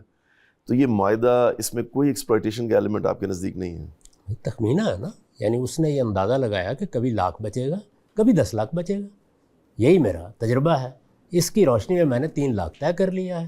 اب حالات تبدیل ہو گئے, صورتحال خراب ہو گئی, بسم اللہ, اس میں طے کر لیا جائے کہ اگر صورتحال خراب ہو گئی اور میں یہ نہ دے سکا جو میں نے معاہدہ کیا ہے, تو ان شرائط پر معاملہ ختم ہو جائے گا. قصہ ختم. لیکن جو کچھ بھی ہوگا وہ یا نظر ثانی ہو جائے گی. کتنے کاروبار ہیں جن میں ہمارے اپنے معاملے زندگی میں معاملات ہوئے ہیں, یعنی متعلق آدمی نے کہا بھی میرا تو دیوالا نکل گیا ہے, اس کے بعد جو اصل زر تھا اس پر بھی گفتگو ہو گئی, چلے بھائی نہیں لیتے, یا اس طرح اتنا دے دیں, یا فلاں صورت میں دے دیں. آپ کو یاد ہوگا میں نے اسی طرح کے ایک معاملے میں کتابوں یعنی مال کی صورت میں معاہدہ ختم کیا تھا, سیٹلمنٹ کی تھی, وہ کتابیں یہیں آئی تھیں. میرے خیال میں صرف اس بات پر آپ لوگ تھوڑا سا اور مزید اپنے آپ کا اپنا اطمینان کر لیں, اور میرے خیال میں بات بھی کر لیں یہ کہ یہ جو بزنس ڈیلز جتنی ہیں ان میں انفیئر ایسپیکٹس ہو سکتے ہیں, اس میں ریویو ہو سکتا ہے, اس میں مکمل نقصان ہو سکتا ہے, اس میں سب تخمینے غلط ہو سکتے ہیں.